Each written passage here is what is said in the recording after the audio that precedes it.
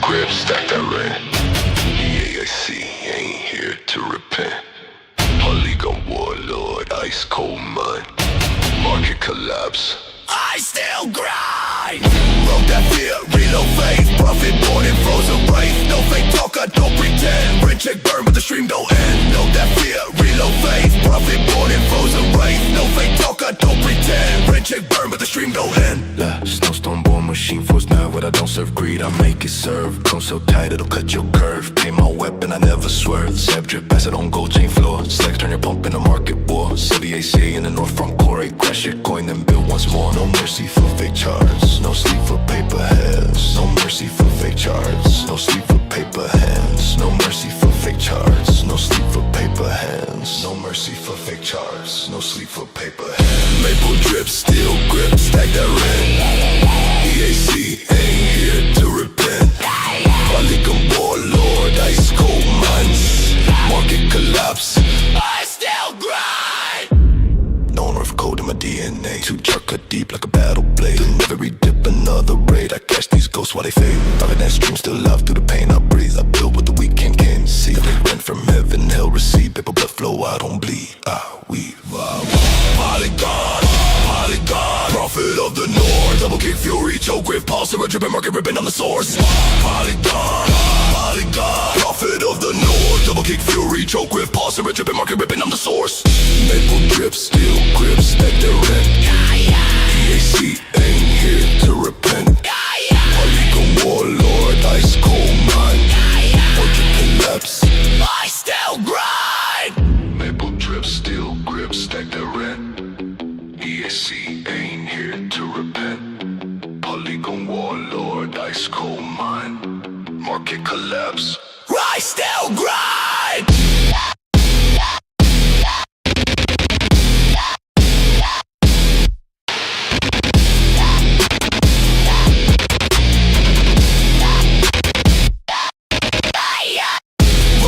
Reload faith, profit born in frozen wraith. No fake talk, I don't pretend. Rent check burn, but the stream don't end. Road that fear, reload faith, profit born in frozen wraith. No fake talk, I don't pretend. Rent check burn, but the stream don't end. Canadian code, digital gold.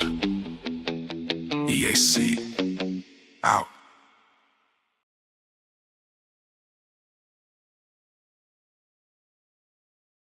Between Canada and the United States is being further exposed at the World Economic Forum in Davos, Switzerland. One day after Prime Minister Mark Carney's impassioned speech, Donald Trump addressed the PM directly in his remarks today. Canada gets a lot of freebies from us. By the way, they should be grateful also, but they're not. I watched your Prime Minister yesterday. He wasn't so grateful. But they should be grateful to us. Canada lives because of the United States. Remember that, Mark, the next time you make your statements. For more now, I'm joined by former U.S. Ambassador to Canada during the Biden presidency, David L. Cohen. Hello, sir. Welcome to the program, and thank you so much. Well, Anthony, it's great to be on the air, and thank you for inviting me to join you. Well, we appreciate this. So let's get your reaction to President Trump's comments in the long speech this morning. But in that one aspect, he singled out Canada and specifically Mark Carney.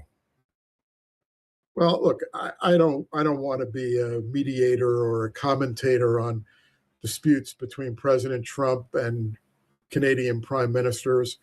I will say that's not anything different from other things that we've heard from President Trump. And I would say that in a balanced way, I tend to look at this. I think some ways the president is right, which is that the United States relationship is incredibly important to Canada. What I don't hear acknowledged from President Trump very frequently, but what I talked about all the time when I was U.S. ambassador to Canada, is how important Canada is to the United States as well. This is a fantastic symbiotic relationship between our two countries. It's a 150-year relationship. We have both benefited and continue to benefit from a trade perspective and a defense perspective and an intelligence perspective for, as I said, for 150 years.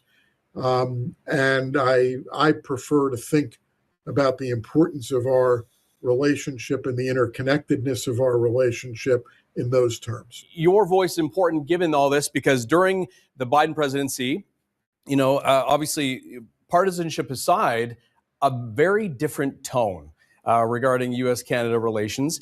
I want to refer to Prime Minister Carney's speech yesterday at the World Economic Forum, saying a return to that era would be a little difficult. Take a listen to this and I'll get your reaction. We know the old order is not coming back. We shouldn't mourn it. Nostalgia is not a strategy. But we believe that from the fracture, we can build something bigger, better, stronger, more just. All right, so nostalgia, not a strategy. If we're not going back, what is the path forward? So I'll be an equal opportunity commentator, which is I don't necessarily agree with Prime Minister Carney, although I applaud his speech yesterday. I thought it was an excellent speech in a number of respects. I don't necessarily agree with him that the close relationship between the United States and Canada can't come back. I think it can come back. The history between our two countries has demonstrated that there have been plenty of moments where the times have been very tough, and we've come back from other conflicts between our two countries. We came back from some issues in the first Trump administration. I do think we can still come back from the challenges and difficulties that have been put on the table now. What I thought was the elegance and the wisdom of Prime Minister Carney's speech is a clear recognition that there's just there's an excessive level of dependency between Canada and the United States. And over the long run, that level of dependency is not healthy for Canada. So you hear all these discussions and the threats of annexation Canada, taking over Venezuela, taking over even Cuba and everything else. And of course, we saw the social media post that President Trump put out indicating this, or at least his desire. And you wonder how real these threats are. And I'm wondering if you could, for people listening, what advice would you give them when they hear this and their anxiety and their fears, whether it's realistic or not? It's certainly changed the tone in this country and arguably in the United States as well. This is not a sentiment among Americans. I have not met a single person, a single business leader, a single politician in the United States who has this dismissive and resentful attitude toward Canada. Our president does have this attitude, and he is the duly elected president. He is entitled to his opinion, but it is not an opinion that is shared by the vast majority of Americans, period.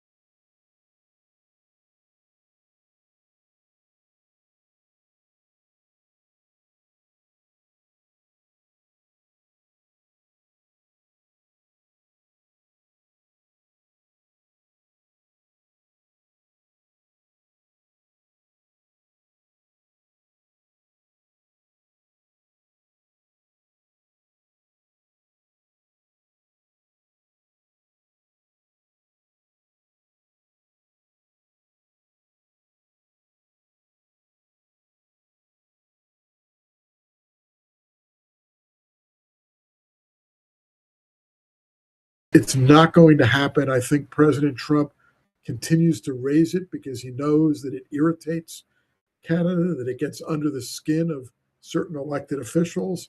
But this is something that Canada can let roll off its back, because if Canada is not interested in pursuing annexation, it's not going to happen.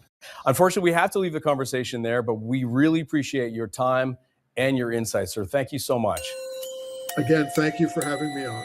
That is David L. Cohen, former U.S. ambassador to Canada. Thank you again, sir. From the frost he came, prophet in his veins. EAC. Snare blast, riff erupts.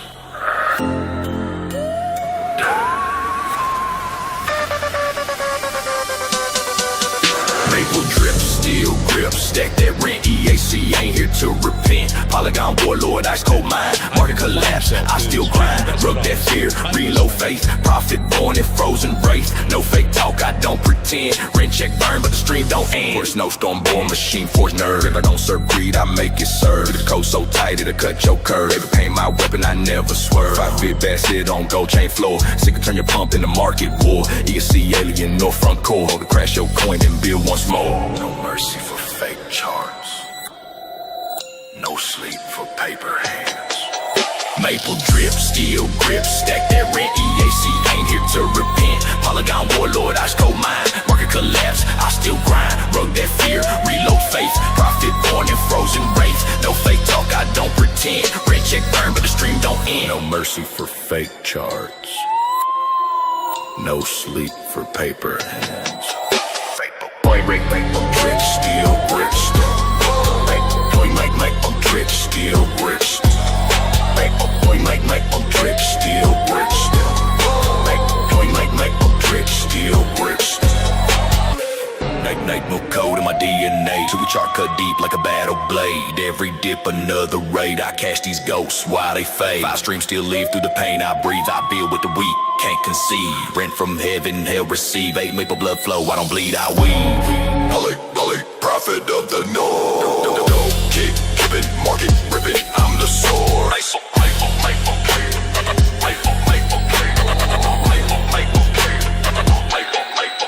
Maple drip, steel grip, stack that rent. EAC ain't here to repent. Polygon warlord, ice cold mind. Market collapse, I still grind. Rub that fear, reload faith. Profit born in frozen wraith. No fake talk, I don't pretend. Rent check burn, but the stream don't end. Canadian Cold Digital Gold. 539. So again, recapping an Intel disappointment after all. Intel shares right now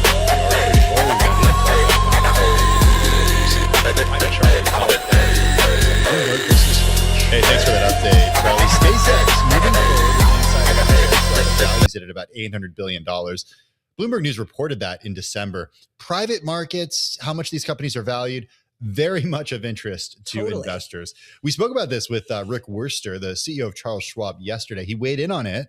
In that conversation with us, he discussed the acquisition of Forge Global, a marketplace for buying and selling shares of private companies. Reminder, Schwab agreed to buy Forge back in November for $660 million. And our Forge acquisition was really about democratizing investments and alternatives. We're now going to be able to bring it to all of our investors in multiple different forms and allow them to participate in private markets the way institutions and the very wealthy have been able to. And we're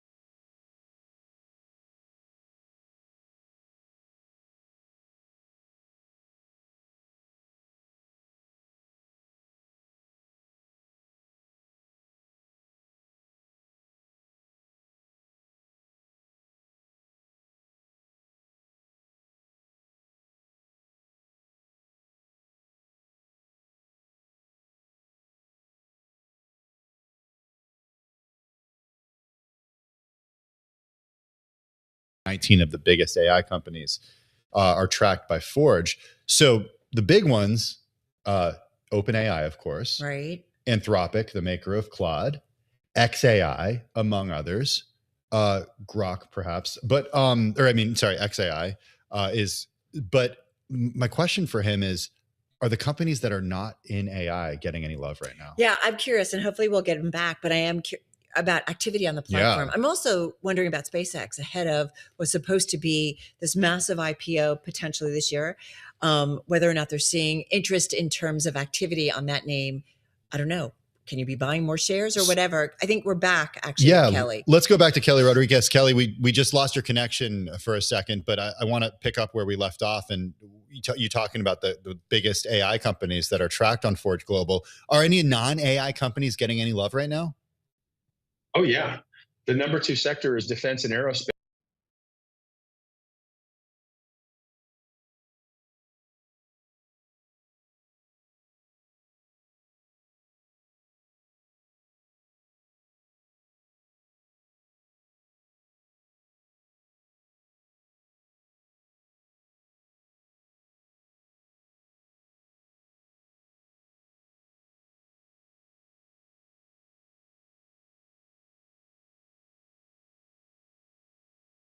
Who are accredited investors to then buy the shares. So like if you're an early employee at Anduril, for example, and you have equity and you want to buy a house, maybe you want to get some liquidity, you can go to Forge Global and you're going to pair them with a buyer, correct?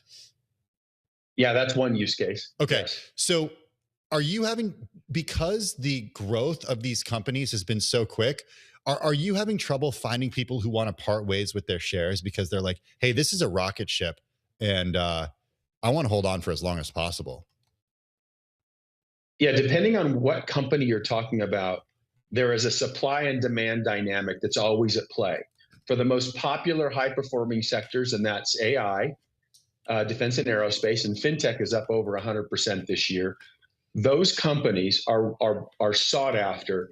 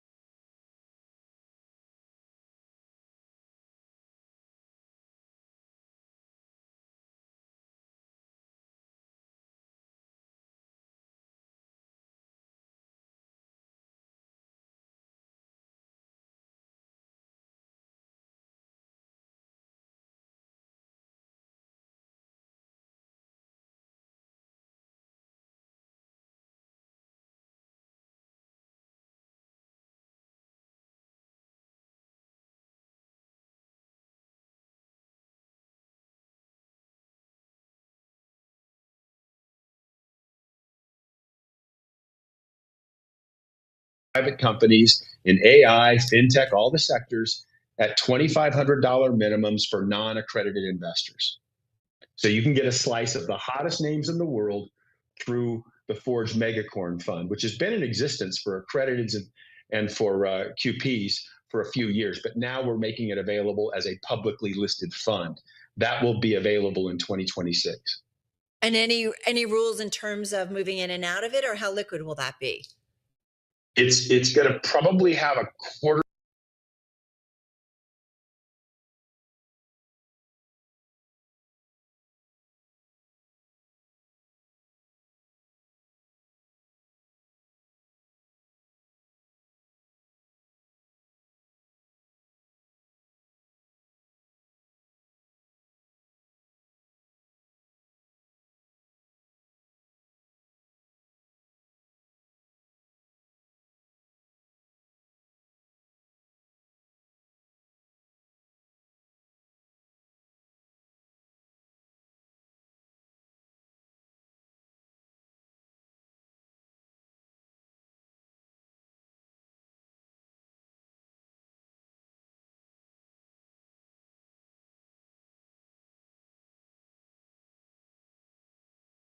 Shareholders, it will be some combination of selling shareholders as well as balance sheet capital. Kelly, great conversation. Thanks for staying up a little later over there in Davos and spending some time with us. We're going to have to get you back on in a little bit. That's Kelly Rodriguez, CEO of Forge Global, soon to be part of the Charles Schwab Corporation. A couple of headlines real quickly. JP Morgan raising CEO Jamie Dimon's annual compensation 10.3% to $43 million. So that just crossing. Some news on Disney too. We'll come back on that.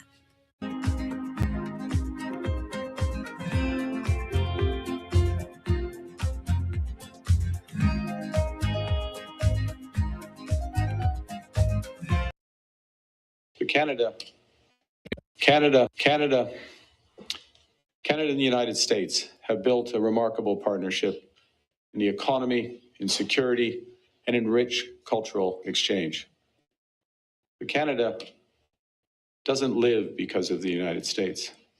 Canada thrives because we are Canadian. Canada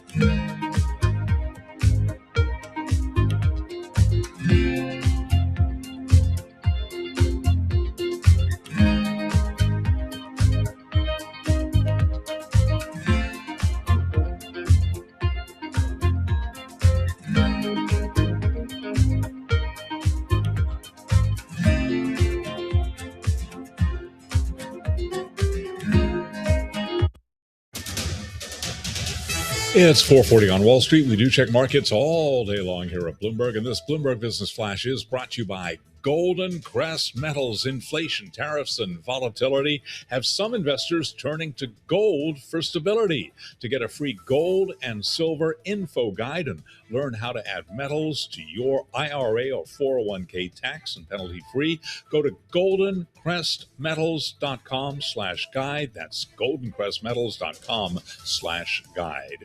News out of the Walt Disney Company. Moments ago, we learned that Disney does expect to appoint its next CEO early this year. It has set its annual meeting for March 18th and also said that CEO Bob Iger earned $45.8 million in 2025. That's up from $41.1 million. And speaking of salaries, JP Morgan Chase has raised CEO Jamie Dimon's annual compensation 10.3% to $43 million. Keeping an eye on Intel shares after hours, it gave a lackluster forecast for the current quarter due to supply shortages, making it harder to meet customer demand. After hours right now, looking at Intel, you're on the GIP function after hours on Bloomberg, down now by 6.3%. The Dow, the S&P, NASDAQ, all moving higher today. One of the reasons, the cooling of geopolitical tensions, also a rally in big tech. S&P up 37, 69.13. That's a gain of 0.5%. Dow Industrials up 306, up 0.6. NASDAQ today up 0.9%. The Bloomberg Mag 7 index surged 2.1%.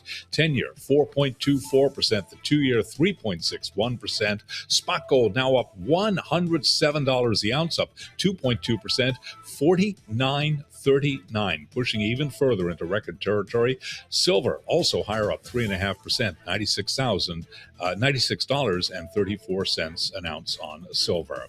Now, what about the investment themes that might work in 2026? That question for Kathy Wood, CEO of ARK Invest, who is a guest right here on Bloomberg Business Week Daily. We're very focused on the deregulation, lower taxes, and what we believe will be lower inflation, much lower inflation, and lower interest rates in the U.S. And we think the combination of those is actually going to drive the returns on invested capital in the U.S. up relative to those in the rest of the world.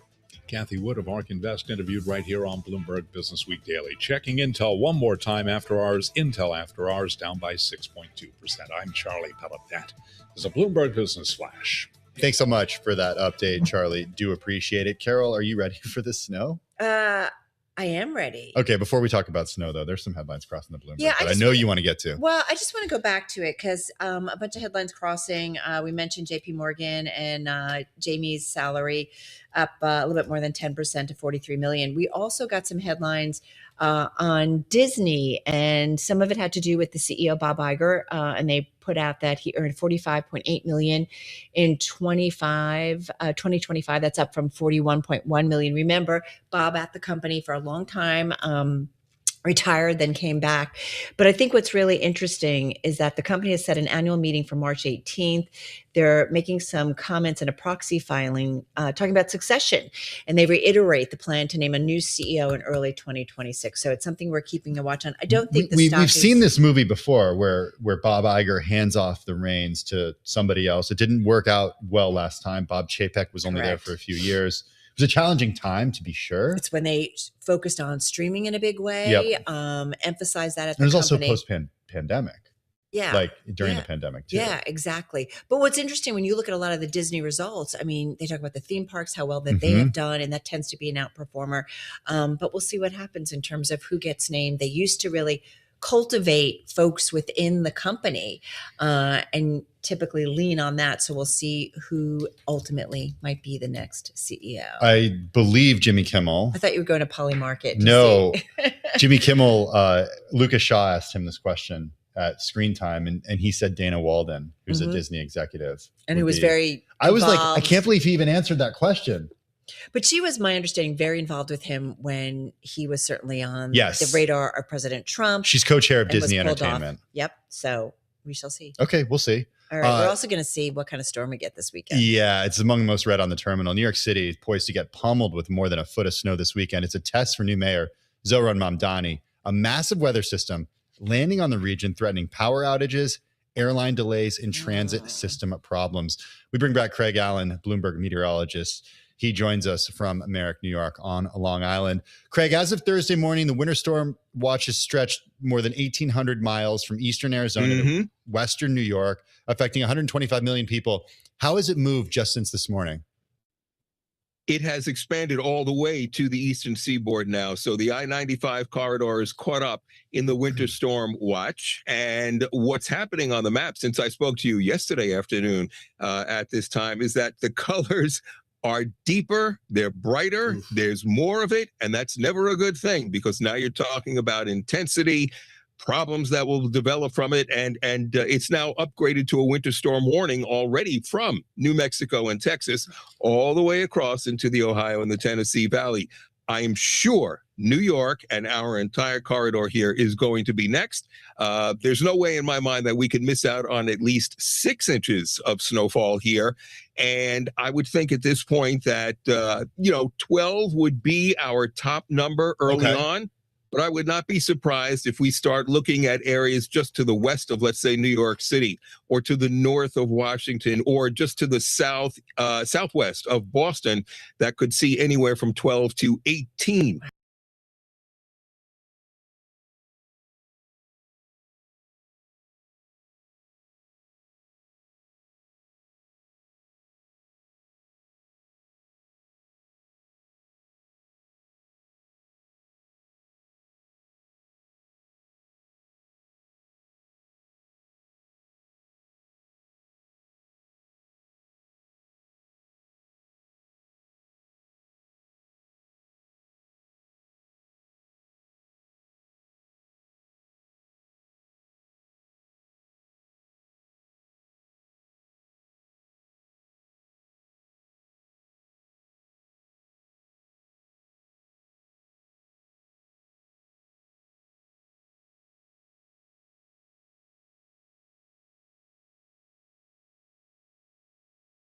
Snow accumulations and then pick up again. So yes, this is going to be a long duration type of event, and the plows will be cleaning and cleaning and cleaning, and that's our area. Think about the cascading effect that goes all the way back through the rest of the nation at the same time because of all the snow and the ice that they are going to see as well. How crucial are the next 24 hours or next 48 hours? Very. Okay. Let me tell you what they've done. This is almost unprecedented. They've taken NOAA Air Force aircraft, and they've taken hurricane hunters that usually go out during the summer season and fly right into the hurricanes. They have flown them out on the Pacific coast and down in the Gulf of Mexico today and last night. They started all these runs just to get more data into the system and try to get all the weather maps on the same page here. And that's why these next 24 hours, the data that they're taking in today, the next 24 hours will be so critical to see the exact track of the storm. Because again, if you don't change over to any kind of freezing rain or sleet, this will easily be a foot or more. If you do, then you're dealing with extreme ice and power problems. So there's no win here. It's just a matter of whether or not you're going to be digging out from snow or trying to get your power back. Is there any chance? I mean, I was just going to ask you which is worse, but it sounds like it kind of doesn't matter. They're both. It doesn't. No. Yeah, they're both pretty bad here. What is it? Just very briefly, what is it about the system that makes it so big? It has 3 pieces of all coming together with these ingredients. You've got the Pacific system. Yesterday, Carol, you mentioned that you saw the moisture down in the Gulf of Mexico. It's going to pick up that. And then it's going to get a shot of that cold air that's coming down behind the system coming out of Canada. You put the 3 together at the right time and it all phases together and you've got yourself one whopper of a storm. And that's being stages right now. Yeah, I feel like that cold temperature, I feel like growing up when you really had cold temperatures, that's when the storms were kind of the trickiest. Well, Craig, I'm sure we'll be reaching out to you tomorrow. So thanks so much for the latest update on that. Craig Allen, of course, he is Bloomberg meteorologist, joining us from Merrick, New York, out there on Long Island. Got to get figured out the logins for New York City schools for remote in case that happens. Getting a little stressed? Nah, this will be great. It'll be fun. I love snow. Bring my kids to work. That's what I'll do. as long as we're careful.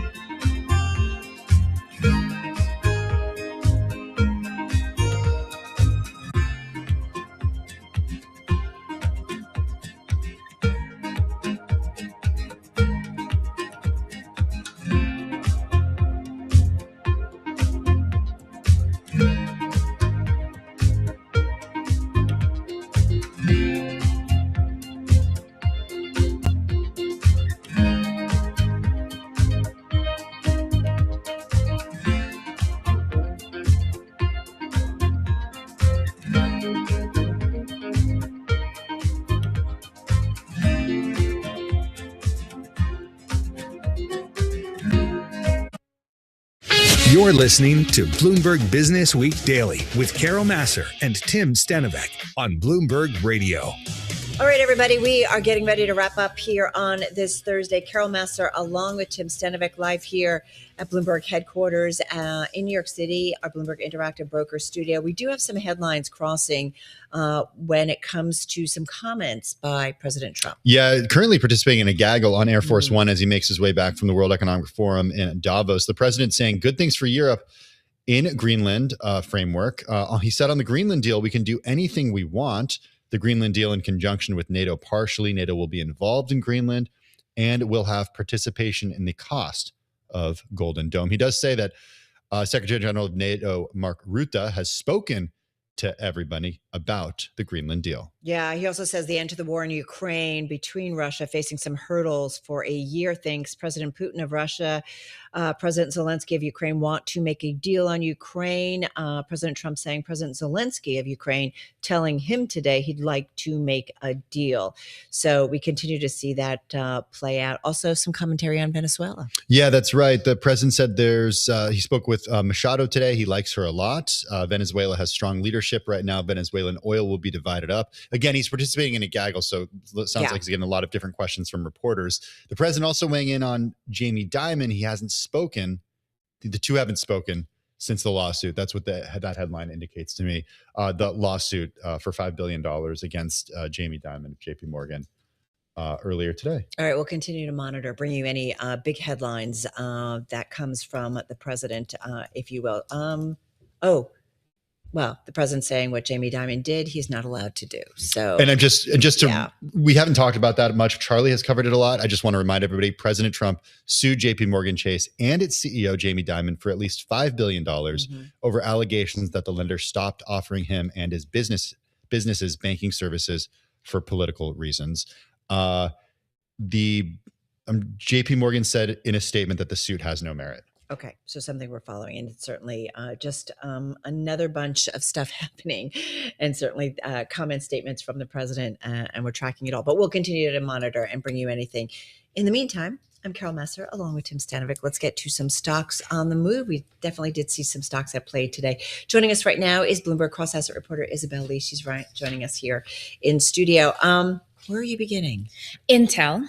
Yes. They didn't have a great earnings. In fact, it was really not good. They gave lackluster forecast because supply shortages are making it harder to meet customer demand. So this is a disappointment because investors were expecting a boost from this. Shares are down by more than 6%. They said first quarter revenue will be $11.7 billion to $12.7 billion. And the midpoint of that range fell short by analyst estimates. And the company expects to break even in earnings per share, excluding items. But, Wall Street had projected a profit of 8 cents a share. Yeah, I think it was interesting, right? Because they talked about we've got lots of demand, we can't meet supply, but this one's been on a tear. It has been on a tear, but I feel like it's a once dominant semiconductor company that has been trying to get its edge back and market share back, and this didn't help at all. So it's really not a good day for investors. Although their CEO said that our yield and production manufacture are not up to my standards. We need to improve that. So there is that. So to Carol's point, the stock was on a tear last year, up 84% by the end of the year. The company, though, still off of those all-time highs that were reached back in 2021. It's up 47% year to date. Already? Yes. Wow. Okay. I know what you're saying. If you look 5 years, Intel is down 4%. NVIDIA is up by 1,000%. Am I seeing this correctly? It's like 1,247%. No, it's the changing dynamics that we've seen, certainly because of the AI story. But Ivan Feinseth, who joined us earlier from Tigris, he is optimistic about what he's seeing from Intel and what Lip Bhutan is doing. And just a quick correction, it looks like market cap peaked in the year 2000 for Intel. It's still down. It's at about $270 billion market cap right now.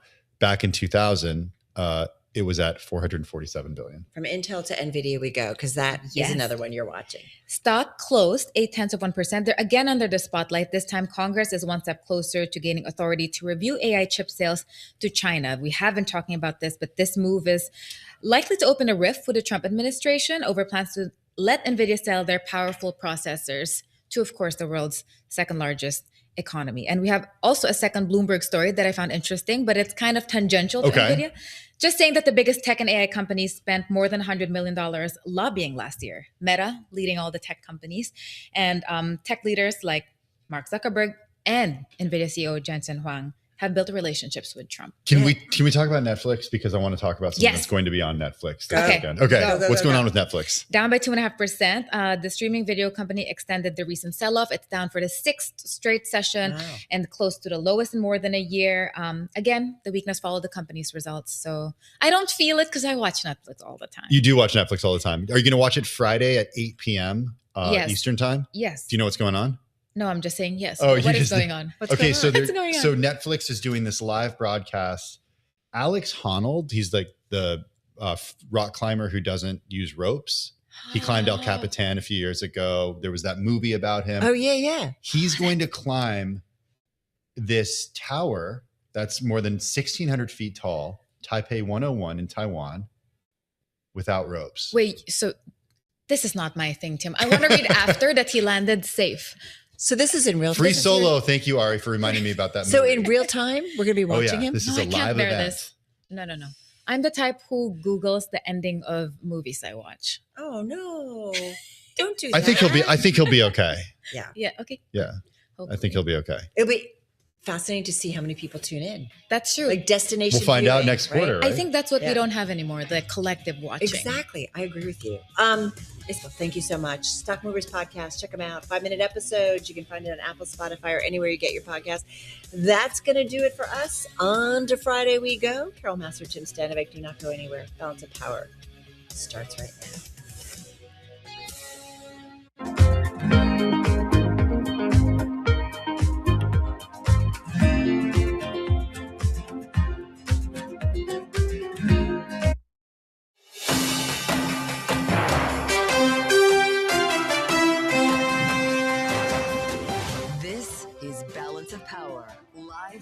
Washington, D.C.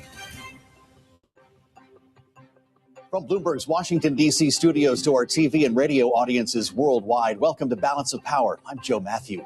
We begin with the president wrapping up his trip to Davos, launching his Board of Peace initiative today, despite concerns from some key allies. President Trump taking the stage alongside leaders like Argentina's Javier Milei, Hungary's Viktor Orban, and diplomats from the Middle East, former Soviet satellites.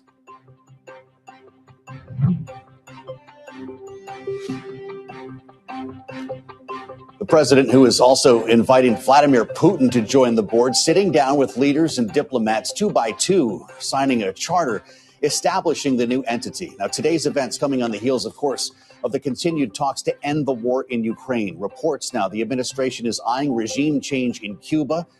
And, of course, the aggressive war of words over Greenland. It has been a couple of days. The president posting on social media as he traveled back to the U.S. right now, quote, "It was an incredible time in Davos.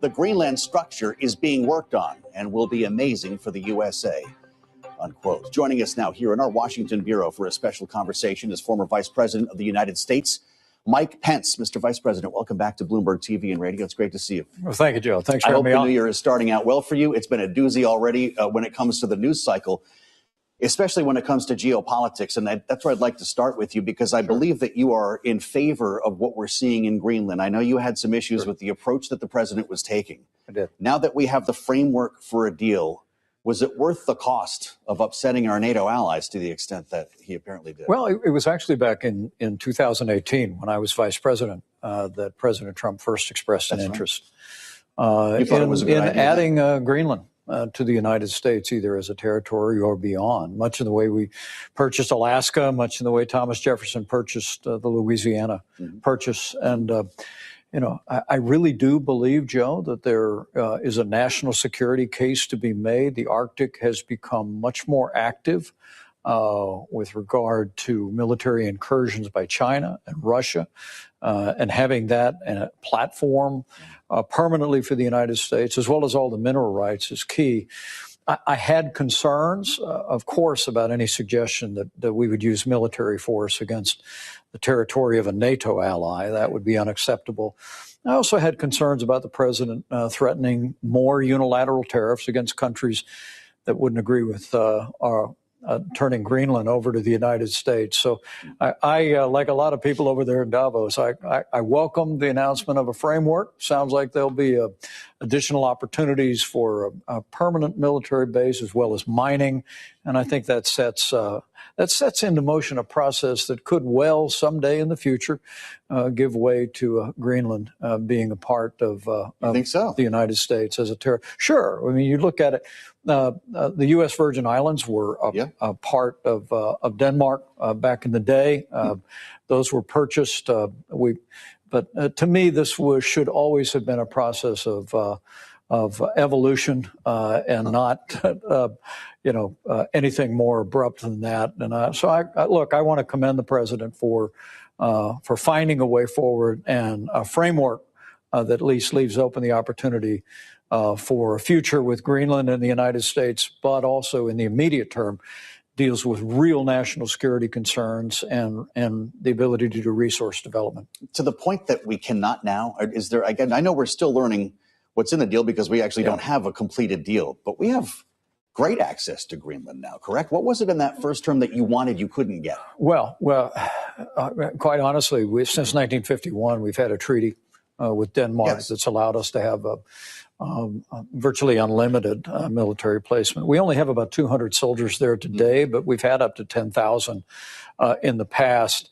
But in terms of the development of permanent bases, I think the president yesterday used the term, when he was asked about the duration of the agreement, I think he said forever. That's right. I'm not sure the previous treaty fell in that category. Okay. So, if there is a new long-term arrangement that addresses our very real and ongoing security concerns in the region, as well as expands our ability to develop the resources that are there, I welcome that. But I welcome it through negotiation and not the kind of tactics that were being talked about before. I think a lot of our NATO allies were surprised to hear the president suggest that he did not believe they would be there to defend the United States if called upon in an Article 5 violation. You, of course, were in Washington when the only one triggered ever took place on behalf of the United States. And I think we've all heard to the extent to which that the Danes were involved in responding on our behalf. To hear the Secretary General of NATO say it pains him to hear that, you don't believe that our NATO allies would not be there for us in a time of need, do you? Well, history's a teacher. Yeah. I was here in Washington. I was a freshman member of Congress, Joe, on 9/11, and I watched our European allies initiate Article 5 and go to war to defend our country, and they did that. And so I thought it was regrettable. The president speculated about Europe's willingness to stand with the NATO alliance and stand with the United States. I have every confidence. This is the greatest alliance in the history of the free world. And my hope is that the progress that they made in reaching an agreement over Greenland suggests that better days are ahead for the United States and our important allies in Europe. Sure. A lot of American blood and treasure was spent to build that alliance, as we know. Enter the Board of Peace. We just saw some images of President Trump at the signing ceremony earlier today. This is an interesting assembly of world leaders, 20 nations, many of them not considered allies, including Lukashenko, Vladimir Putin. Are these men of peace? Joe, well, let's take a half step back and say I've walked through the communities in Israel that were struck on October the 7th. And I want to give President Trump great credit for standing with Israel as they did what needed to be done to take down Hamas and to secure a ceasefire that continues to hold to this day, even taking action against Iran's nuclear program that was historic and important. The Board of Peace as a concept for the future of Gaza, I think, is a welcome one. I was disappointed to see the addition of Russia and the presence of other representatives of authoritarian regimes and the absence of European allies on the Board of Peace. Look, we all hope for a future with Gaza that is peaceful and prosperous, and that Hamas is utterly disarmed. No longer a threat to the people of Israel and to the region. But I think the Board of Peace itself ought to first be comprised of nations that have a demonstrated commitment to freedom and to peace, and Russia doesn't make that list. Well, it's important that you went back to Gaza in your answer, because that was supposed to be the charge of this board. It seems that it will be potentially used on a global level, and that the president's chairmanship will outlive his presidency. We're not going to be in a world in which a Board of Peace with Vladimir Putin is helping to set the way forward in Ukraine, for instance, are we? More than 3 years ago, Vladimir Putin launched a brutal and unprovoked invasion against Ukraine that rages to this day. I thought President Zelensky's remarks today in Davos were important and on point. And I, for my part, think that whatever these structures are, I've always been someone dubious of all these different committees at the United Nations, and now we've got a Board of Peace. What we need is the free world to be locking arms together against authoritarian regimes that would seek to redraw international lines by force. And my hope is that nations in Europe will heed Zelensky's call to take even more decisive action. And I think the time has come for the United States Senate to pass those strong secondary sanctions against nations that are fueling the Russian war machine through the purchase of oil. President Trump, I am told, informed Senator Graham that he would support the bill now more than 2 weeks ago. I don't know what the holdup is. I think it's time that we put even more pressure on. The way to peace is not through boards. The way to peace is through strength and showing Vladimir Putin that the free world will not stand idly by while he wages this unprovoked invasion against Ukraine. Well, as you and I speak, Steve Witkoff and Jared Kushner are having a late night meeting with Vladimir Putin. And after what you just mentioned, the comments from President Zelensky earlier today in Davos, how you rationalize these parallel negotiations that are underway, and if Mr. Vice President, is there any reason why we should expect anything different from Putin this time? Vladimir Putin doesn't want peace. So is this a waste of time? He wants Ukraine. Yeah. And I have met Vladimir Putin. I've stood closer than I am to you. I've told him things he didn't want to hear. And I have never had any illusions about the man. Vladimir Putin has made it clear for now more than a quarter century that his ambition in life is to reassert that old Soviet sphere of influence. And Ukraine is a part of that. Crimea in Ukraine was a part of that. But his ambitions don't stop there. And I hold the view that now is not the time for more talk, more summits, more conversation. It's time for action.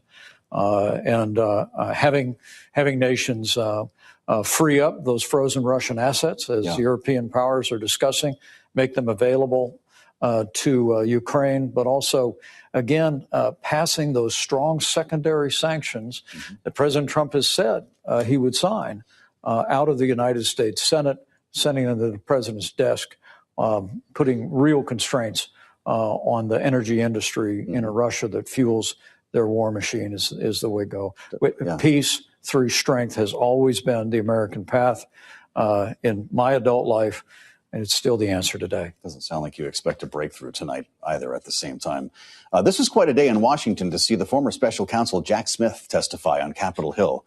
I don't know if you had an ear on his remarks, but he was pretty straightforward, warning that there are potentially catastrophic ongoing threats to U.S. democracy because of the failure to hold President Trump accountable for what he called his criminal attempts to overturn the 2020 election. Is he right?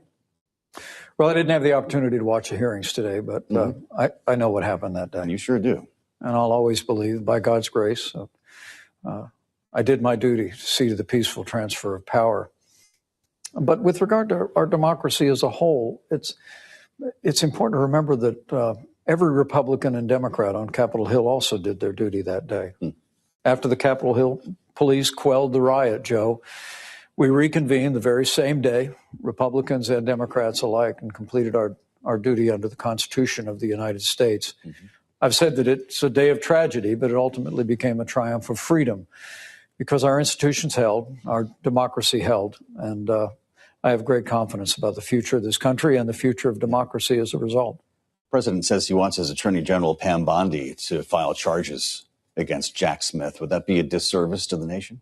You know, I honestly think that one of the reasons President Trump returned to the White House was because of the overt weaponization that took place at the state level and at the federal level around the country of the criminal justice system. And I would rather see this administration end that practice and pull back from the breach of embracing the very type of weaponization that the president endured for those years. Look, as I said, I think the American people know what happened that day. History will be the judge of all of us in the events of that day. But I have great peace that we did our duty, and I trust myself and our service to the judgment of history. You know what I haven't brought up yet in this entire lengthy conversation is the word affordability, which I think the administration wants me to talk about. This is the issue of the moment that might drive voters' decisions in the midterm elections. The president got to this a bit in Davos yesterday, but consider some of the ideas that we've heard. Capping interest rates on credit cards, banning institutional buyers from the housing market, price controls. These are pages out of Elizabeth Warren's book, but they're coming from this administration. Is this a conservative White House?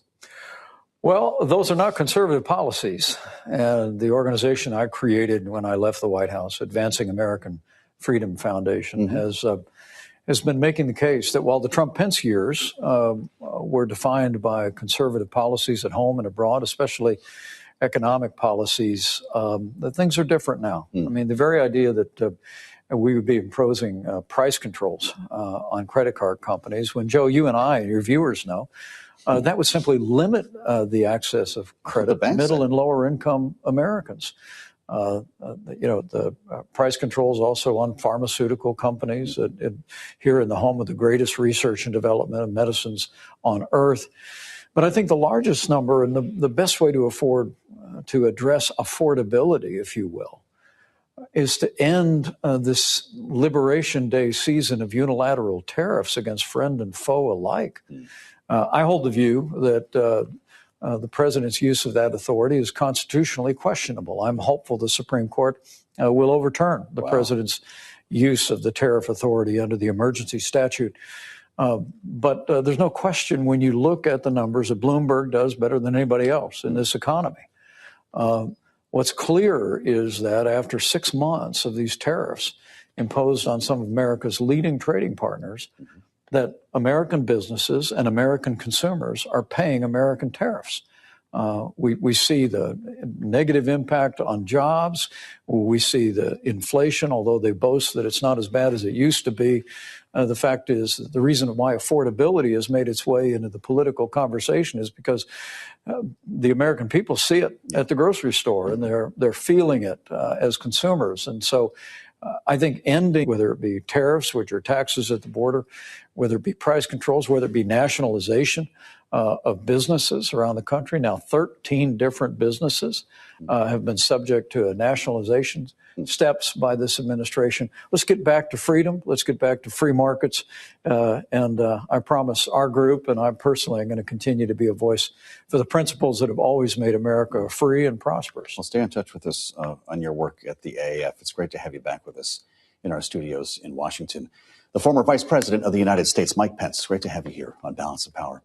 Following the easing of geopolitical tensions and the solid economic data we saw this morning, stocks continued the push higher. Fortunes are reversing, though, for Intel after the bell on some disappointment over the company's forecast for the current quarter, supply shortages making it difficult for the chipmaker to meet demand. For all the details, we turn now to Power Moves with Bloomberg's Romaine Bostick, who joins us live from World Headquarters in New York. Romaine? Yeah, Joe, if the market moves on Tuesday and Wednesday, we're all about geopolitics. Today was kind of a return to economic and corporate fundamentals. You had a strong GDP report this morning for the third quarter, strong consumer spending numbers for the month of November, backward looking to be sure, but it gave the market enough confidence that the foundations in this market are still solid. You saw that reflected in a move back into some of those higher valuation tech stocks, names like Meta, Microsoft, Amazon, getting strong bids in the cash session on the day. So too did Tesla, which actually had its best day since just before Thanksgiving of last year. That was partly based on news here that autonomous robo-taxi program it's been trying to roll out in Texas does appear to be making progress. But I want you to keep a close eye on Intel. This had become a darling of a stock, of course, going back to the government taking a 10% investment in it at the end of last summer, a big bet on a turnaround. For remember, this is the only U.S.-based manufacturer of those high-end chips. The stock had rallied about 60% the last 2 months, but they reported earnings just about an hour or so ago, Joe, and the turnaround is going to take a lot longer. Revenue in the quarter just passed, down 4%. The guidance that they gave for the current quarter they were in, well, that's also going to be down roughly about 1% if those revenue projections come in around that line. And the CEO now speaking on the company's conference call, talking about this idea that getting that foundry business up, a key component of why the Trump administration invested in this company, that's going to take quite some time. We caught up with Jay Goldberg over at Matt Bryson over at Wedbush, earlier today on Bloomberg Television. He said that's probably not even going to materialize until the end of this decade, best case scenario. Wow, Romaine. We got pretty big news on a major bank today. JP Morgan Chase being sued by President Trump for $5 billion is one of the big stories of the day here. Not just JP Morgan Chase, but Jamie Dimon. Stock still finished higher. Is the market not worried about this? Yeah, they kind of shrugged it off. JP Morgan was up about 0.5% on the day here. Bank of America, which I think a lot of people are also focused on a little bit more too. There's no formal lawsuit against them, but there's been some speculation that they could become a target. That was up about 0.7%. Look, all we know at this point right now, Joe, this is basically a personal grievance that the president has with some of these banks about, in his words, being debanked. Whether or not that's going to have a material impact on their business, it's a $5 billion lawsuit. It's a lot of money, but well, for JP Morgan, have you actually looked at their revenue and cash flow? So we'll see how this shakes out here. You got a long way to go before there's any sort of resolution in this. And of course, look, I don't want to pump up Jamie Dimon too much, but he's held his own over the years, taken a lot of punches from Trump himself and other presidents. And I'm sure he'll find a way to take the punches on this too. That's got to be right. Just take a look at that new building a couple blocks down from the Romaine. See how worried everybody is. My coworkers over there right now having dinner there. Fantastic. Yeah, Thank sure. you, Romaine. You didn't need to know that, but there you go. Coming up, Well, this is how I learn everything on this program. We'll get analysis and reaction to my conversation with Mike Pence, the former vice president, with Bloomberg opinion columnist Nia Malika Henderson. That's next on Balance of Power on Bloomberg TV and radio.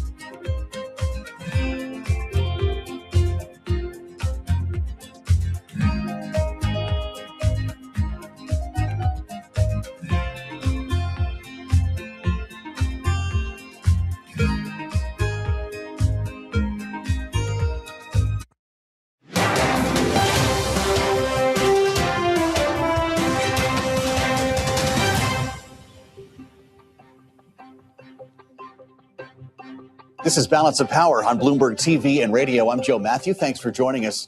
As President Trump was in Davos this morning, he blasted the New York Times after a new Times Siena poll marking 1 year into Trump's second term showed his ratings tanking. The poll showing 56% of the public disapproving of his job as president across every issue, except for immigration, where half, 50%, approve of the job he's doing. Trump referred to the poll as fake results. Joining us now with her perspective to this and much of what we just heard from former Vice President Mike Pence is Bloomberg opinion columnist Nia Malika Henderson.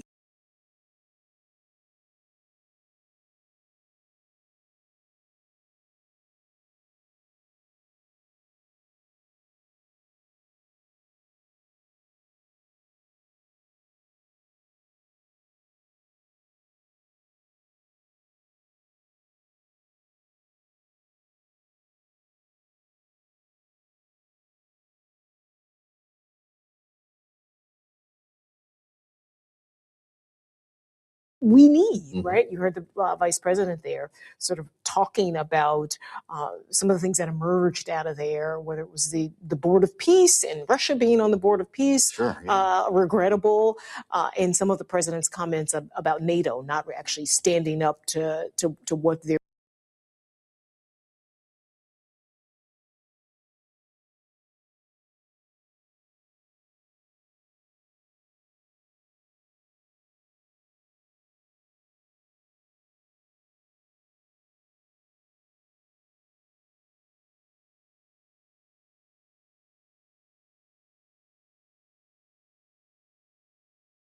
dip on almost everything, certainly the cost of living, foreign policy, and immigration. That was one of his strong points. He seems to be doing better on that than anything else, but certainly not as good as he was when he came into office.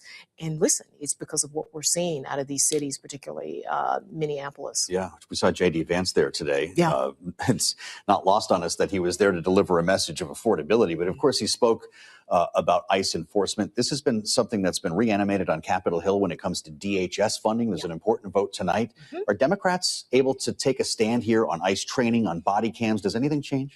Listen, I think they're going to get some concessions. Yeah. I think the majority of Democrats are not going to vote for this funding bill. A few are going to across the aisle. I think it'll ultimately pass. But listen, this is in the conversation now. You heard J.D. Vance days ago say absolute immunity for these ICE agents. He softened his tone a little bit.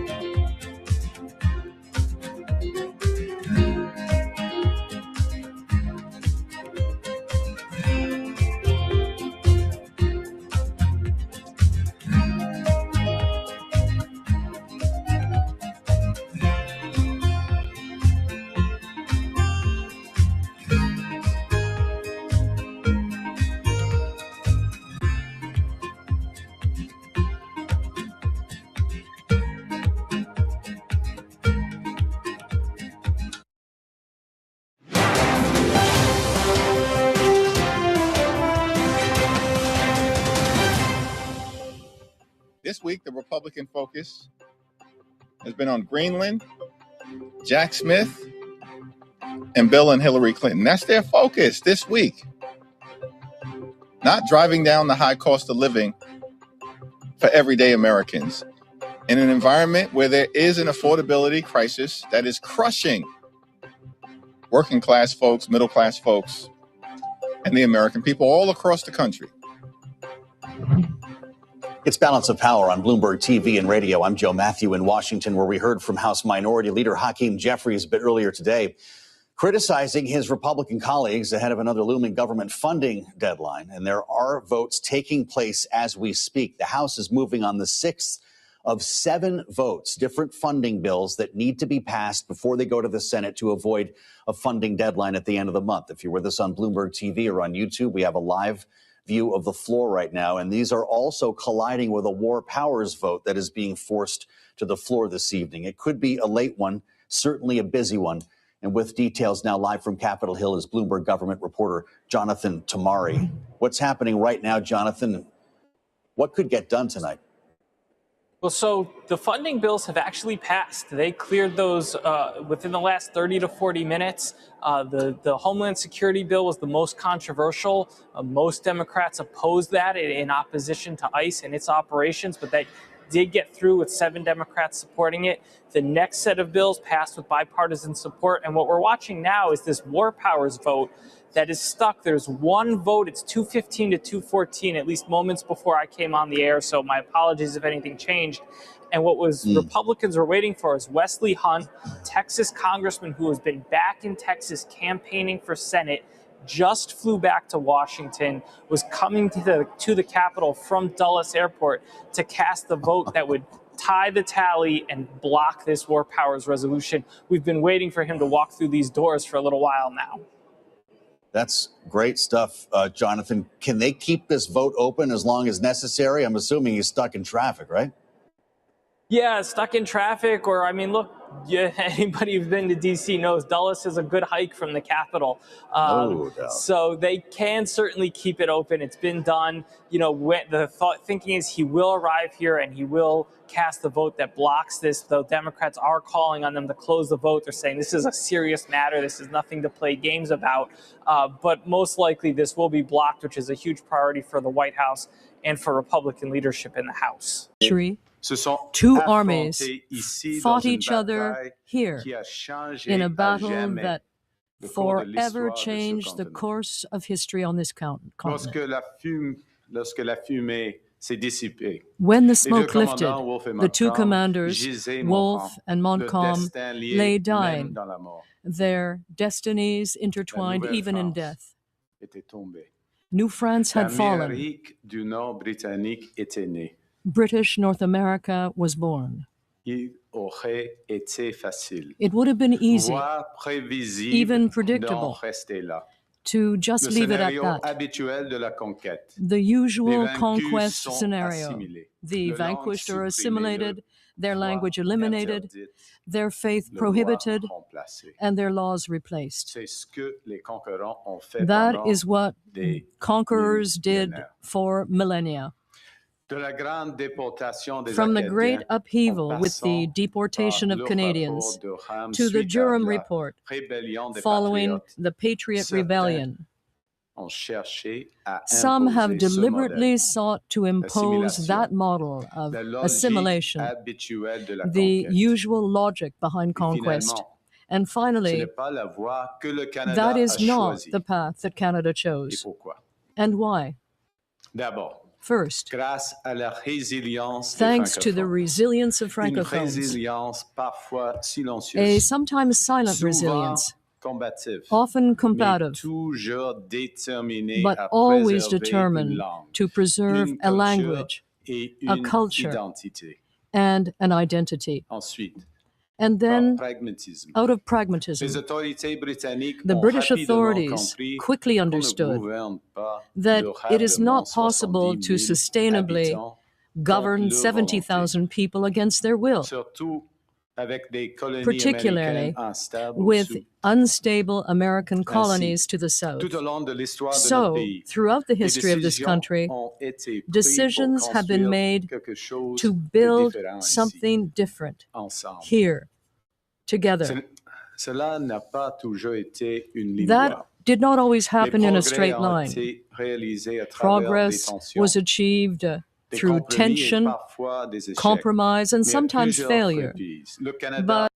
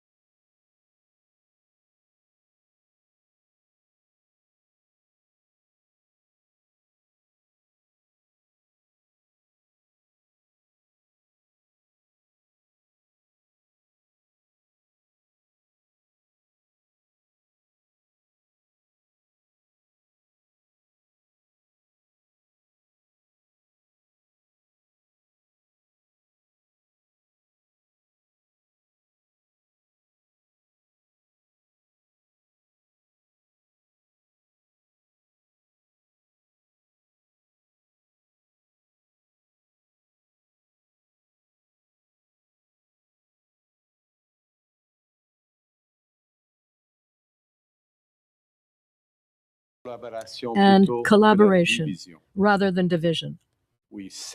Yes, that foundation was imperfect. It excluded too many people. And it rested in part on the dispossession of the indigenous people and the violation of treaties reached with them. But that foundation also rested on the fundamental notion that unity does not necessarily require uniformity, that we can share a country without conforming to a single identity, that our differences, recognized honestly and managed respectfully, are a source of strength. That choice has resonated throughout our history. It resonates in the choices made by newcomers from the four corners of the globe who choose to settle in Canada. It resonates in the choices made by each generation determined to continue to build, not through bloodshed or on land, but on something more demanding and more sustainable. A common commitment to live together, to accept our differences, and to seek the common good. And thanks to each of those choices, Canada has become a richer, more inclusive, and fairer country. What makes Canada a great country? It's a great country for everyone. It's the greatest country in the world to be a regular person. You don't have to be born rich or to a landed family here. You don't have to be a certain color or worship a certain God. Canadians believe in the value of every other Canadian, their boundless potential to make this great country even better. Our ancestors, despite their differences, believed in each other and in us. Now, there are long periods of history where these values can prosper unchallenged. Ours is not one of them. Our values must be fought for. That's what we are doing. That's what Canadians want. Canadians are up for it. Our history traces an arc of broadening inclusion from biculturalism to multiculturalism, from being British subjects to becoming Canadian citizens, from being two founding peoples to being many peoples living in true partnership with Indigenous peoples. From William Lyon Mackenzie's King's social citizenship to Louis Saint Laurent's liberal internationalism, from Diefenbaker's One Canada to Pierre Elliott Trudeau's Charter of Rights and Freedoms, Brian Mulroney's environmentalism to Justin Trudeau's pluralism and reconciliation. Each generation of Canadians has built a modern, progressive, liberal state that embraces the values of caring and sharing, of equity and fairness for all. Institutions make up the body of that progressive state, but our values are at its heart. Institutions from the civil code to public health care, from modern self-government agreements to Parliament's recognition of the Quebec people as a nation. Values of inclusivity, fairness, solidarity, sustainability, and ambition. Look, for 49 years, you're traveling the earth and working with some of the greatest athletes in the history of the world, the GOATs, the greatest of all time. Canadians are inclusive. We know our country is stronger when everyone belongs, when newcomers are welcome, when minorities are protected, when Indigenous peoples are true partners. That commitment to inclusion was institutionalized, first in the Bill of Rights and then embedded in the Charter of Rights and Freedoms. It was manifest in our adoption of multiculturalism, first as policy and then as law. In the same spirit, the enshrinement into law of the United Nations Declaration on the Rights of Indigenous Peoples reflects our fundamental commitment to reconciliation and to respecting Indigenous peoples as equal partners in building our country together. And inclusion means going beyond the protection of rights to the commitment to creating a society in which everyone can flourish. That's why we introduced the Combating Hate Act, to preserve the freedom of people to practice their faith and culture without intimidation, harassment, or violence. Les Canadiens et Canadiennes veillent les uns sur les autres, Canadians surtout dans take care of les each other, moments difficiles. particularly in Et tough cet times. esprit de solidarité And that spirit a of inspiré solidarity les fondements de inspired l'État-providence the moderne foundations au of the lendemain modern de welfare la state Grande Dépression, in the wake of the Great Depression, notamment l'assurance particularly chômage, unemployment les insurance, allocations family familiales et la allowances, sécurité and de la vieillesse. old age security. De nouveaux piliers New institutionnels de cette institutional pillars solidarité based on ont that été solidarity ajoutés were avec added la création with the du régime creation de of the pension du Canada Canada Pension Plan et de la loi and canadienne sur la the santé. Canada Health Act. Je suis fier, I am proud, vous êtes fiers, you are proud, que nous ayons that élargi we ces have fondements broadened au those cours des foundations dernières in années recent years avec le régime national de with soins the dentaires, National Dental les Care services Plan, de garde child d'enfants, care le services, plan d'assurance médicaments the et le pharmacare programme program, national and the d'alimentation National scolaire. School Food Program. Au Canada, In c'est Canada, lorsque nous sommes unis it's when que we are nous united sommes les plus that we forts. are strongest, Lorsque nous veillons les uns sur when les autres we look after et one que another nous veillons and à ce ensure qu'aucun that no child, enfant, no aucune family, famille, personne ne that soit no laissé one pour compte. is left behind. Cet esprit de solidarité That spirit et of de solidarity générosité and generosity contribue à définir helps notre to identité define our en identity tant que nation. as a nation. Canadians believe that fairness includes equality of opportunity so that every Canadian has a shot at a good and fulfilling life. And the foundation of this commitment is access of every Canadian to comparable public services, particularly education and healthcare. These commitments were institutionalized when equalization was first introduced in 1950 and then embedded in our Constitution in 1982. And by protecting services like childcare, dental care, pharmacare, we strengthen the sense of security that Canadians rely on every day. A strong and united Canada stands up for families and workers and protects those who are most vulnerable, whether they're a newcomer, a person with a disability, or a member of the two-spirited LGBTQI+ community. Now, friends, the advent of artificial intelligence will simultaneously challenge fairness, inclusion, and solidarity, while it creates enormous opportunities for how we live, work, and play. And these tensions can only be reconciled if AI works for all. AI can provide powerful solutions, better healthcare, better education, better government services. It can empower Canadians with new skills for more fulfilling jobs. But realizing that potential will require fundamental reforms to our education system, how we do skills training, and to our social welfare system. Our upcoming AI for All strategy will begin to tackle these challenges to maximize the potential of AI for all Canadians.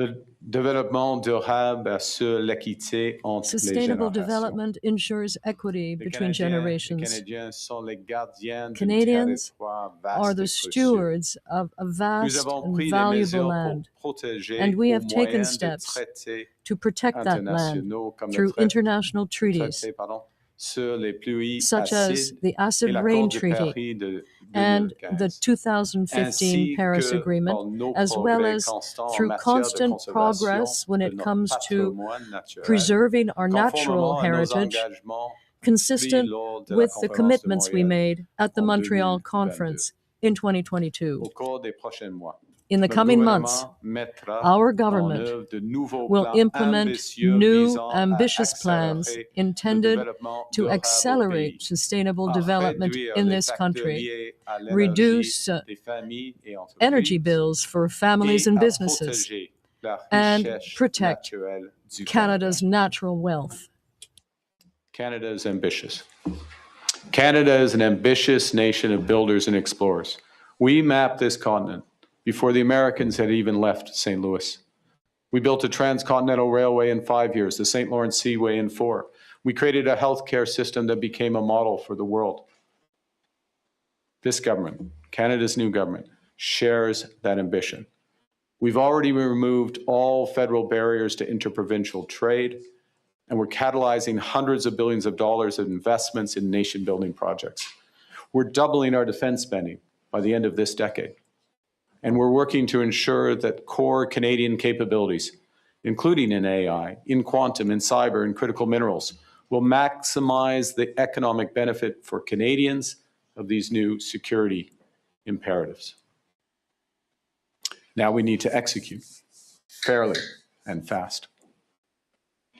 Les valeurs canadiennes telles que l'inclusion, la solidarité, Canadian values like inclusion, solidarity, equity, sustainability, and ambition are not abstract ideals, but practical guides that are an integral part of our identity. The Wonder Oven Pro is an 8-in-1 non-toxic air fryer toaster oven. Now with two. By French Canadians who.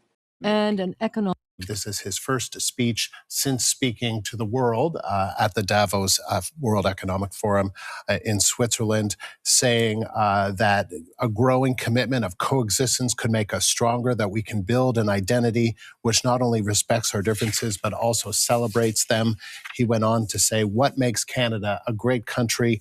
Canadians believe in the value of every other Canadian, their boundless potential to make this country even better. Our ancestors, despite their differences, believed in each other and in us. There are long periods of history when these values can prosper unchallenged. Against Republicans when 7 of them crossed over to vote with the Republicans on that. So, but 2019, I mean, this is a huge success story. Kind of absurd. I mean, and no government shutdown coming. Well, I was going to ask you if that's next, and it does seem to be the case. But DHS is critical. We've been talking about it for days, and I believe last time you were both here, I asked you about it. 220 to 207, Kristen, 7 Democratic yes votes. Only 1 Republican, Tom Massey, was a no, and maybe that shouldn't be a surprise. Hakeem Jeffries was a no, but he did not whip against it and suggested that Democrats will come around at a later date to manage this. What are we thinking about it? I think we're in the minority. And if you've looked over the history and with parties, whether Republicans or Democrats, we're in the minority. Generally, the leader will tell them, each individual member, to do what they feel like they need to do. Okay. In order to, get elected the next. Grateful also, but then now I watched your prime minister yesterday. He wasn't so grateful. That was President Trump speaking at the World Economic Forum in Davos, and it was just the latest in the war of words between the American president and the Canadian prime minister. Mark Carney called out countries that he thinks are not standing up to the United States. There is a strong tendency for countries to go along to get along, to accommodate. He said that the old world order was kind of built on a lie, that the rules-based system had become something of a fiction because the strongest countries had never really stuck to the rules. But if the old world order is done, what's the new one the Canadian prime minister envisions? The powerful have their power. But we have something too. The capacity to stop pretending, to name reality, to build our strength at home, and to act together. From the BBC, I'm Asma Khalid in Washington, D.C. And I'm Tristan Redmond in London. And today on The Global Story, is Canada emerging as a leader of a global resistance to Donald Trump? And does it actually have a plan?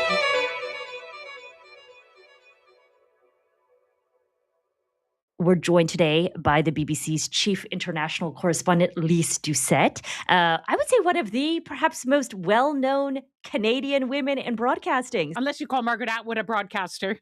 We are speaking to you shortly after President Trump finished giving his speech at Davos, the World Economic Forum there in Switzerland. World leaders have been gathering there. I think there was a lot of anticipation around what President Trump would say and what vision he would articulate to the world. What did you hear? What stood out to you? That's a very diplomatic way of saying what the mood was. Anticipation, yes, but I would also say anxiety.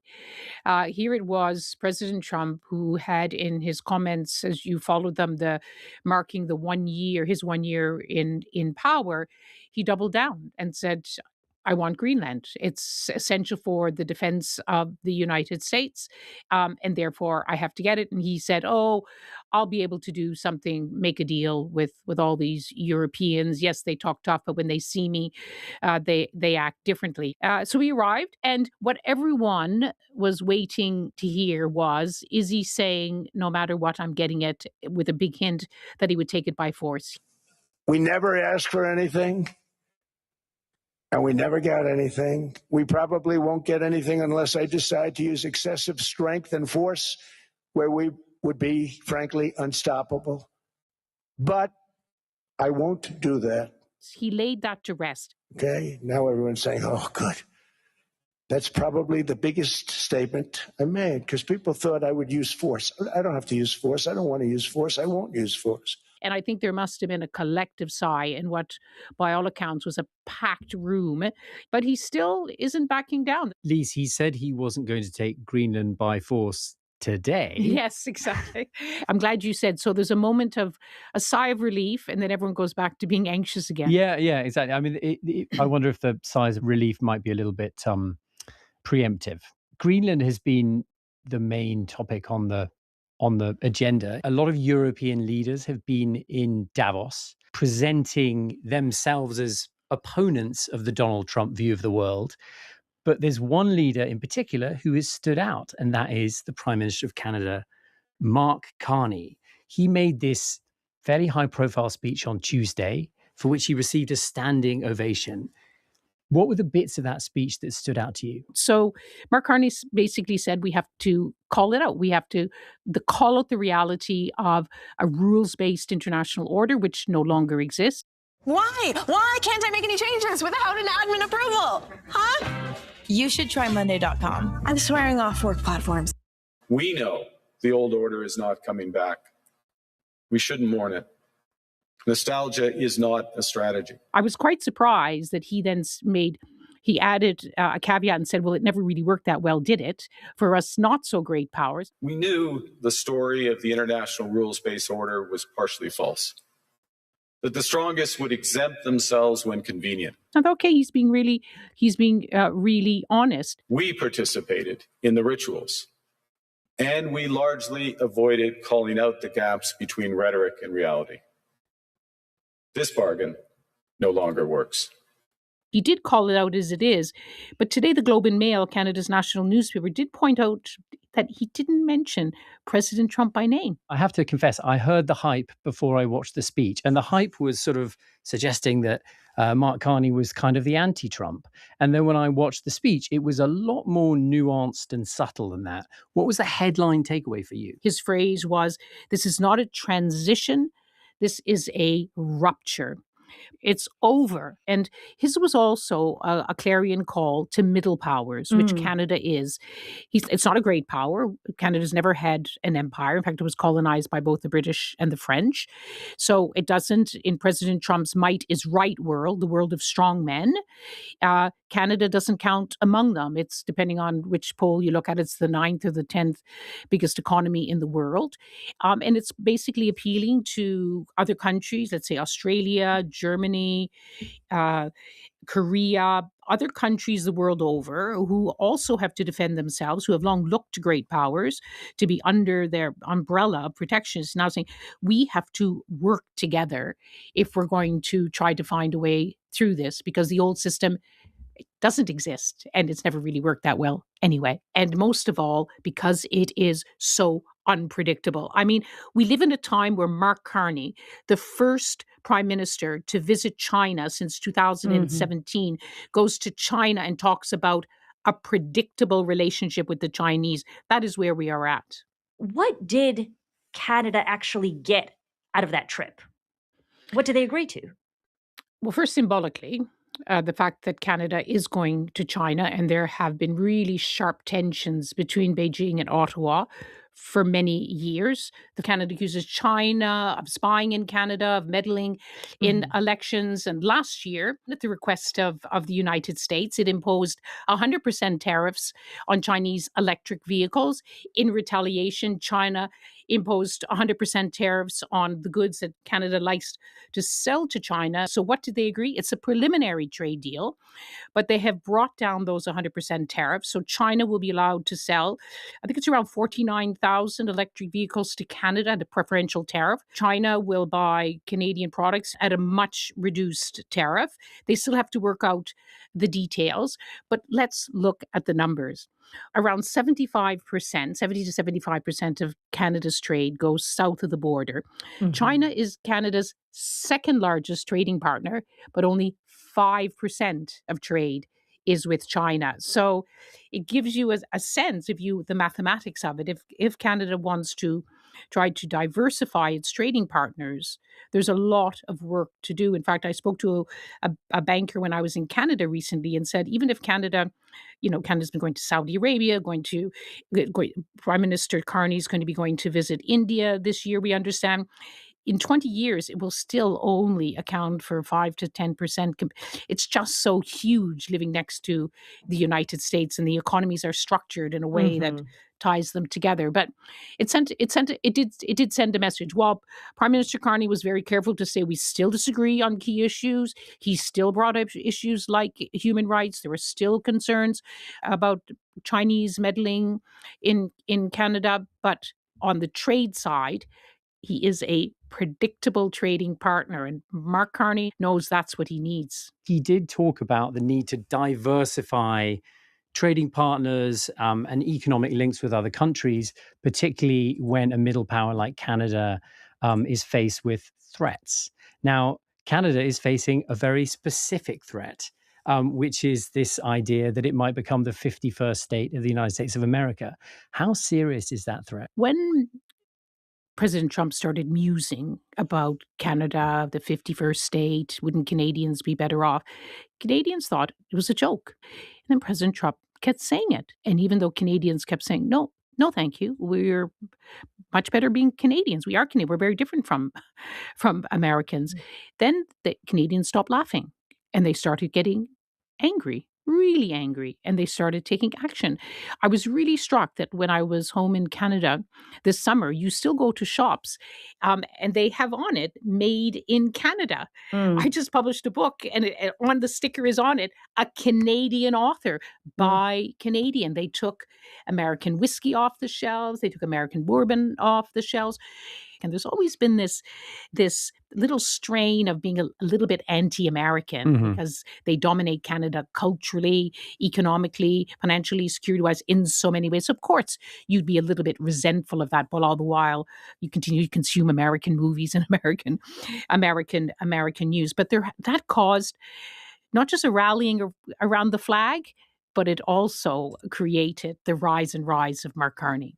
Yeah, because would he have become prime minister had it not been for that rallying around the flag? Look, again, let's look at the numbers. The Conservative Party, run by someone who was at that time a very successful politician called Pierre Poilievre, he and his Conservative Party were ahead in the polls by double digits. The Liberal Party of Canada was set for a humiliating defeat. And then President Trump enters the White House in January last year, and suddenly the numbers start changing. And I remember speaking with people, friends of mine who've been very active in politics in Canada, know politics well in Canada, know Mark Carney, and the gossip was, is he a retail politician? Can he really go out and press the flesh? He was the central banker in Canada. How can he really perform above Pierre Poilievre, who is a career politician and who's so fluent in French and in English? Can Mark Carney really take him on? And he did. He wraps himself in the flag, figuratively speaking, and he negotiates cleverly, it sounds like, this threat of the 51st state thing. But we have to ask you, because the 51st state thing might have started off as maybe a joke, a bad joke, who knows? But in the way of Trump, these things start to develop into much more serious things. And we have read this quite extraordinary newspaper report from the Toronto Globe and Mail in the last few days, talking about the Canadian government gaming out the possibility of US invasion. Can you talk us through that, and how surprised were you as a Canadian to be reading this report? I mean, astonishing. And in the same paper today, there's an editorial by the editorial board of the Globe and Mail. And what is the title? Thinking the Unthinkable, because it did say that it's they're gaming it, right? So a war game, they're war gaming it as armies Canada's often war do. gaming an invasion, a potential invasion by Americans. Yes, while still emphasizing that military relations are still good. Canada is still involved in discussions on what they call the Golden Dome, which is an intercontinental missile system to protect against missiles from China and Russia. But they had to look at options.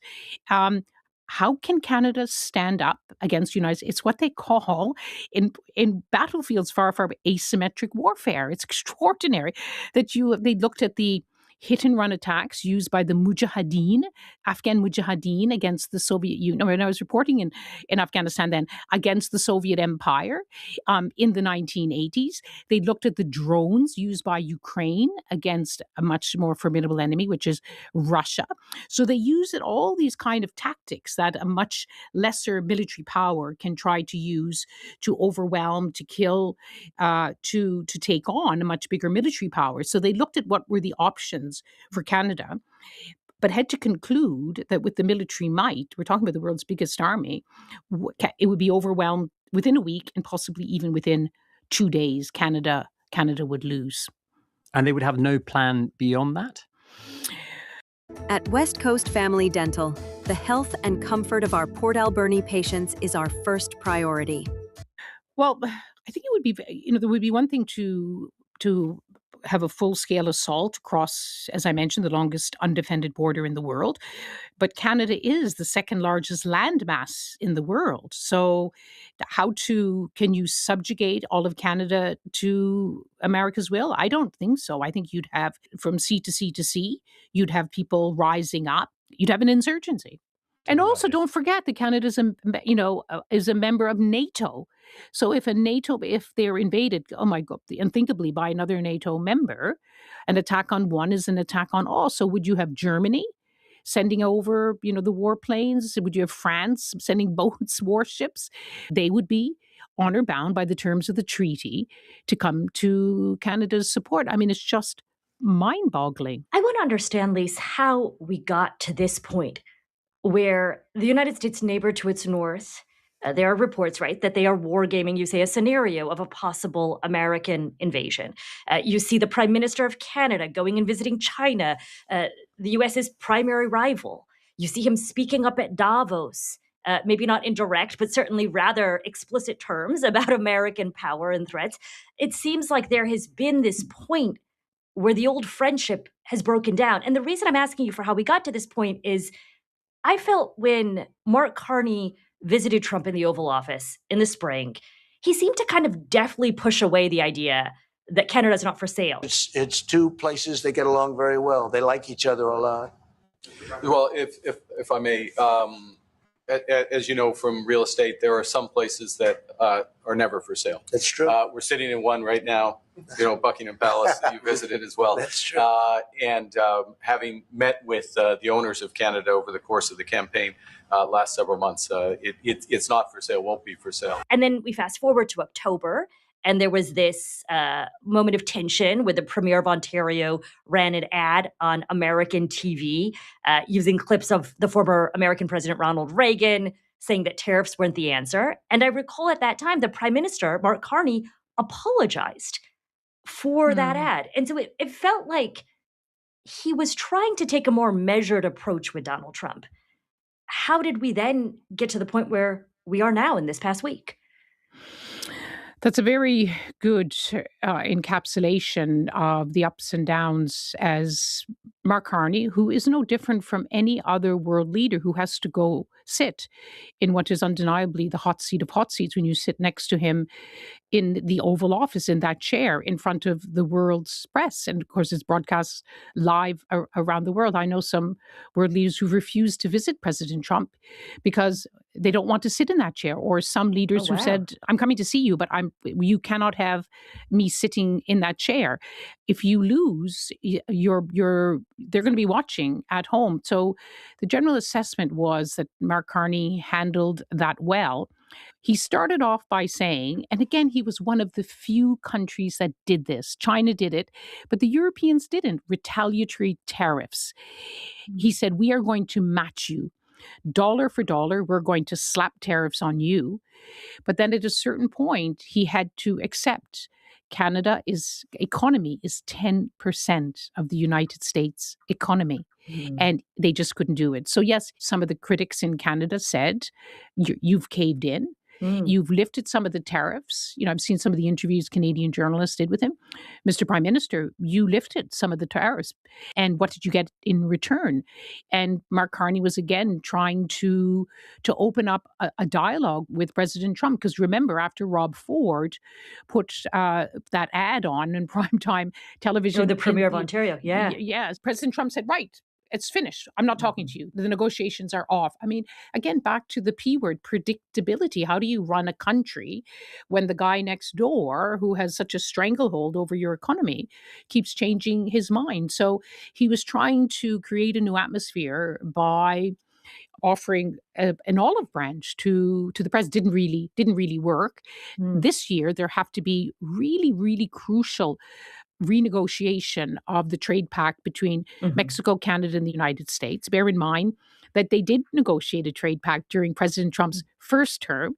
And then when he tried to cancel it because it was a terrible deal, they pointed out, but Mr. President, that is your trade deal. And so that is a very high stakes trade deal for Canada. A lot of the tariffs are not in effect because they're covered under that trade deal. But if that trade deal collapses or the terms of it change, then Canada again is going to be affected. I mean, there are some Canadian towns whose the lifeblood of their economy is totally centered on producing certain auto parts for the American market. And if that market collapses, so too does employment in that the life of that town. That's how serious it is. The question on my mind has been, are the threats to Greenland affecting the different approach that Carney might be taking in this moment and how he's thinking? Because I have been wondering, why does it seem that his tone and rhetoric has shifted slightly? Running breaks your joints. Tai Chi builds them back. After 50, you need that. In 1 week, you'll see your...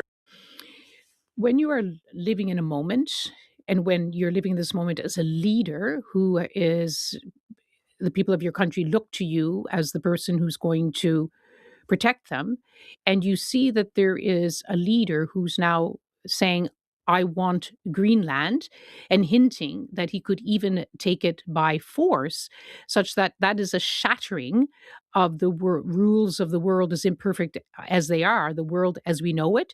It is an assault not just on Greenland if it happened, it is assault on the territorial integrity of Greenland, the sovereignty of Greenland. It runs carriages through the institutions and norms that have underpinned the world, for better or worse, since the end of the Second World War.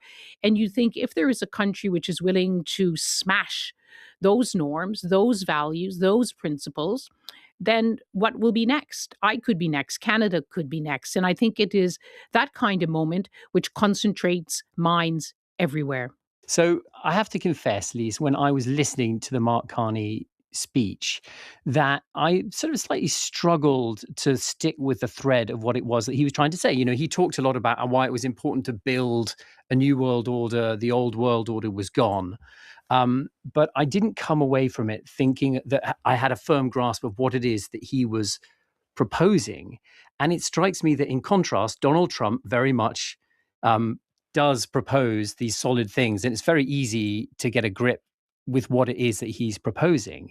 And right now, his preferred proposal seems to be this idea of this board of peace, which is very different from anything that Mark Carney was suggesting in his speech. Could you explain to us, please, exactly what the Board of Peace is as you understand it? Because there seem to be different interpretations. President Trump has been talking about this Board of Peace ever since he became more involved in trying to find a way out of this grievous war in Gaza, achieve a ceasefire, get Israeli hostages home. And so he began flirting with this idea of a Board of Peace, and in order to oversee the development of Gaza, who would run Gaza. All of these are incredibly sensitive questions, given Israel's security concerns, the Palestinians' desire to run their own affairs. President Trump would say, "Oh, well, they want me to head the Board of Peace," and that kind of false modesty. Fast forward to where we are now and what has been developing recently. After President Trump came up with this peace plan, in October they agreed the first phase of the ceasefire, which more or less ended the war, but not completely. It has to be, Palestinians are still dying and not enough food is getting in, but it did bring about a ceasefire. The Israeli hostages came home, all but one, the remains of one. And President Trump has been trying to, he keeps saying, "Oh, I'm going to tell you what the membership of this Board of Peace. Suddenly, the Board of Peace, the last details we have, which is why your question is so important. Not only is President Trump going to be head of this Board of Peace, he's president for life, if and when he ever leaves office. And that a Board of Peace, which initially had a small number of people, he keeps asking more people. So he's asked President Vladimir Putin to join it. Mm-hmm. He's asked the Belarusian leader to join it. Yes, he's asked Mark Carney. He's asked the Israeli prime minister to join it. And these are to be non-permanent seats. And then came out the absolutely mind-boggling detail that if anyone would like to be a permanent member, like President Trump, all they need to do is pay $1 billion, and they too would be a permanent member. I have to say it's becoming a bit of a farce. Not surprisingly, the French president, Emmanuel Macron, said he would love to be part of the efforts to bring peace to Gaza, to rebuild Gaza, but he's not going to join the Board of Peace. Mark Carney, let's see, there was a report today in the Canadian media, he's certainly not going to pay $1 billion. Will he join the Board of Peace? Prime Minister Netanyahu has said he will join it. And then suddenly people realized that this wasn't just about Gaza, that President Trump was saying that, well, after we resolve Gaza, we can resolve other crises. And then that started raising questions. What does he mean? President Trump was asked yesterday, the question many are asking, are you trying to create an alternative to the United Nations and the United Nations Security Council? And as you say, he's a man of few words and details. And he said, it might be, which is his favorite kind of situation, which is he's keeping everyone guessing. Lise, thank you so much. Thank you, Lise. And as a Canadian, I feel obliged to say merci beaucoup. C'était vraiment un très grand honneur. C'était un grand plaisir, Lise. Merci beaucoup. The Global Story is also a podcast. If you've enjoyed today's episode, you can find more of them by searching The Global Story on bbc.com or wherever you get your podcasts.